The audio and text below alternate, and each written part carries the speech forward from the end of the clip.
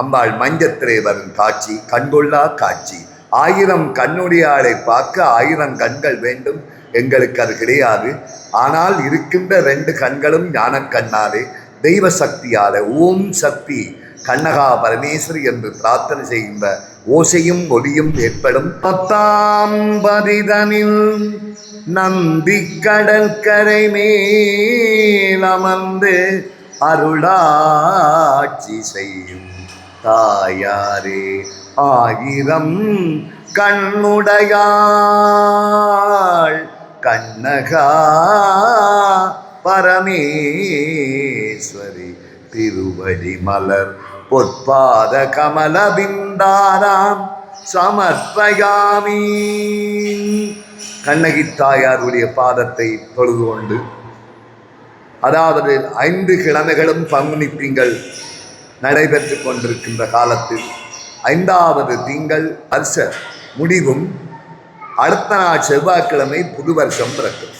அதோடு அம்பாள் திருமஞ்சள் உலா வீதி வரும் காட்சி நடைபெறும். நவசக்தி அர்ச்சனைகள் நடைபெற்று அன்றைய தினம் அம்பாள் திருமஞ்சம் உள்வீதி உலா வரும் காட்சி கண்கொள்ளா காட்சி. லட்சோப லட்ச மக்கள் எதிர்பார்த்து பக்தி பூர்வமாக அகில உலகமெல்லாம் இருந்து எந்த மதம் எந்த ஜாதி என்ற பேதமே கிடையாது. கண்ணகி தாயார் 1000 கண்ணுடையாள் என்று எங்கிருந்தெல்லாம் அவர்கள் வருவார்கள்.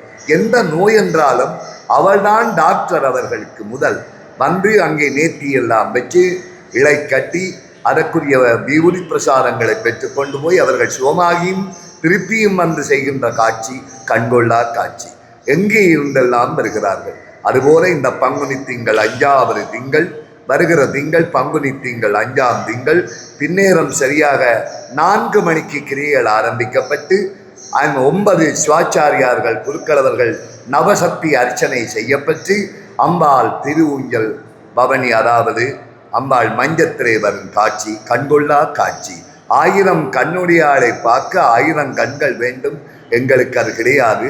ஆனால் இருக்கின்ற 2 கண்களும் ஞானக்கண்ணாலே தெய்வ சக்தியால ஓம் சக்தி கண்ணகா பரமேஸ்வரி என்று பிரார்த்தனை செய்கின்ற ஓசையும் ஒலியும் ஏற்படும். பக்த அடியார்கள் அரோகரா கோஷத்தோடு 2 பக்கம், ஒரு பக்கம் ஆண்களும் ஒரு பக்கம் பெண்களும் மஞ்சத்தின் வடம் பிடிச்சு இழுப்பார்கள். இந்த கண்கொள்ளா காட்சியை பார்க்க அனைத்து லட்சோப லட்ச மக்கள் மஞ்சத் திருவிழா அன்று 5வது கிழமை பங்குனி திங்கள் மறுநாள் காலை இந்த வேலை முடிந்த அலுப்போடு அதாவது பராபவ வருஷம் பிறக்கிறது. 8:45க்கு விசேஷ பூஜைகள் இங்கே நடைபெறும் என்பதை கூறிக்கொண்டு விடைபெறுகின்றேன். நன்றி, வணக்கம்.